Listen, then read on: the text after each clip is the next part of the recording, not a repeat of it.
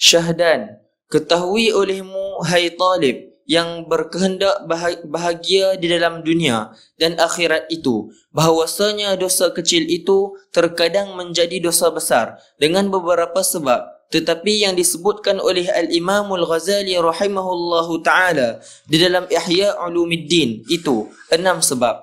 Pertama, dosa kecil itu jadi akan dosa besar dengan mengekali akan melihat muda yang belia yang elok rupanya dengan syahwat, atau dengan mengekali ia memakai kain sutra atau memakai emas dan barang sebagainya daripada segala dosa kecil yang tersebut dahulu itu.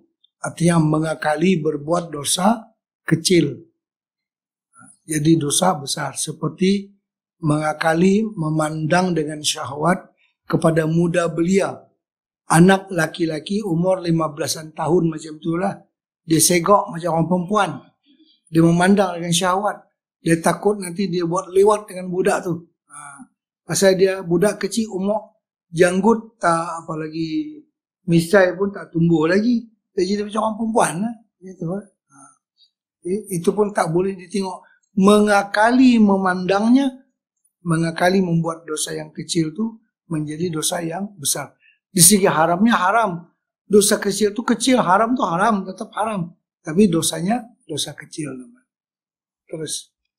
Dan dari kerana inilah, kata Al-Imam Al-Ghazali rahimahullahu ta'ala, ia naqal daripada setengah ulama, la saghirata ma'al israri wala kabirata ma'al istighfari. Artinya, tiada dinamakan dosa kecil serta mengekali akan dia, dan tiada dosa besar itu serta taubat dan serta mengucap istighfar daripadanya. Artinya tak boleh kata dosa tu kecil kalau orang tu mengakali membuat dia. Dia akan jadi besar. Dan dosa besar pun tak adalah kalau bersama dengan taubat. Kalau taubat tu habis lah. Besar manapun dosanya akan diampun oleh Allah.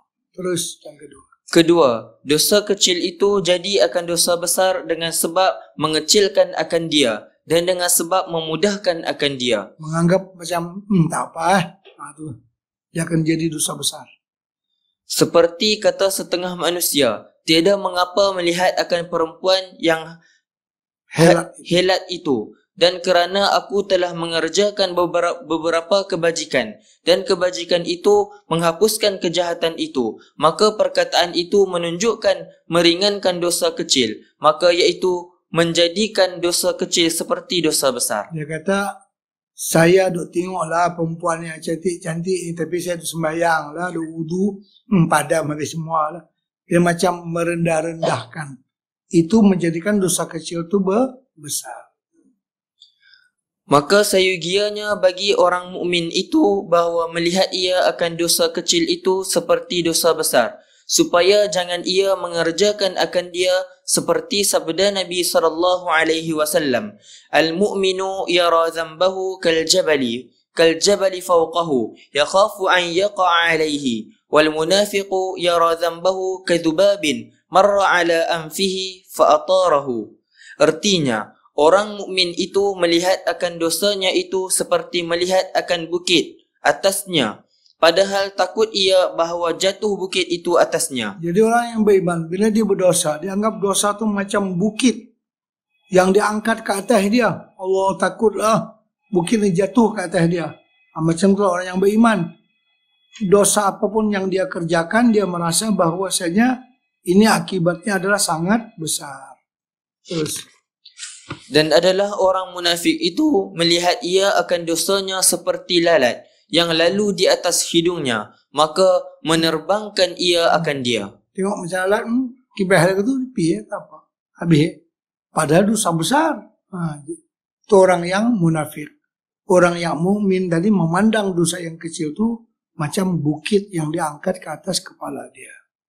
Terus lagi. Ketiga, dosa kecil itu jadi akan dosa besar dengan sebab suka ia akan dosa kecil itu dan diperbuatnya kemegahannya, yakni bermegah-megah dengan dia, seperti mengkhabarkan ia akan dosanya itu kepada orang lain dengan katanya, pada waktu begini aku lihat akan isteri si fulan, dan lagi aku melihat akan perempuan anak si fulan.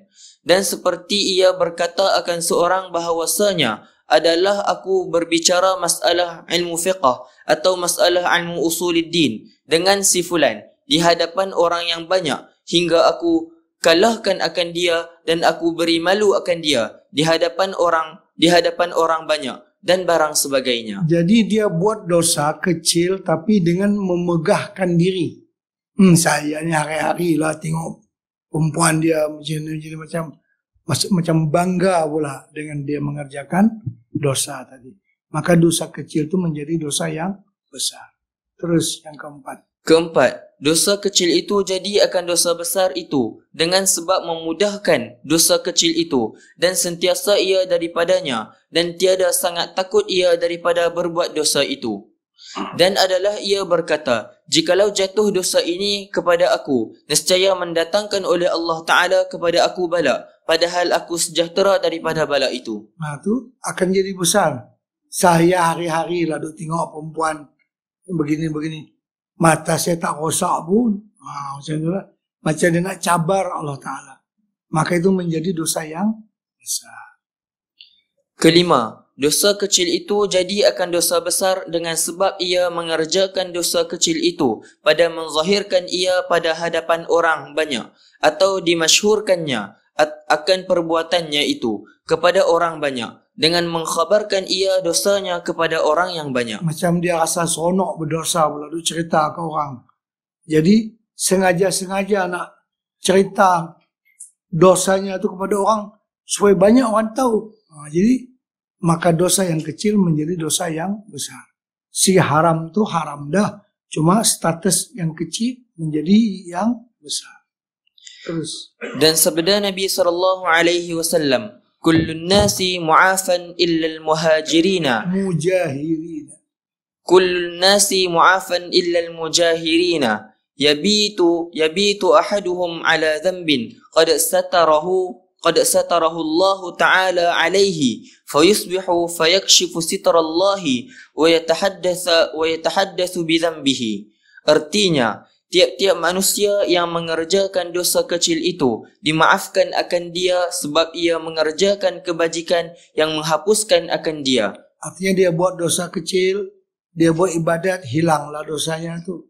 Yang ni tak, melainkan orang yang menzahirkan dosanya itu kepada orang banyak, padahal bermalam salah seorang daripada mereka itu atas berbuat dosa kecil yang telah ditutupi oleh Allah Ta'ala atasnya, maka berpagi-pagi ia akan membukakan ia dosanya yang ditutupi oleh Allah Ta'ala itu dan menceritakan akan dosanya itu kepada orang banyak.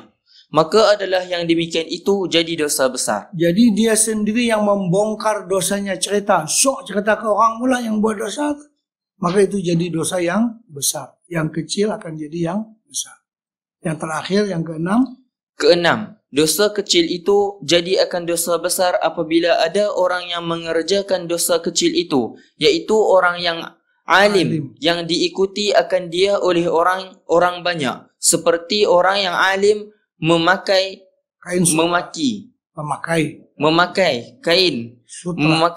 sutra pada hadapan orang banyak, atau ada ia memakai emas pada hadapan orang banyak, kerana lazim daripada yang demikian itu diikut oleh orang banyak. Orang banyak ikut dia lah. Jadi menjadi contoh. Jadi walaupun dosa yang dia buat tu kecil, tapi jadi dosa besar karena dia akan diikuti oleh ramai orang. Apakan lagi dia mengerjakan dosa besar, lagi bertambah besar lah.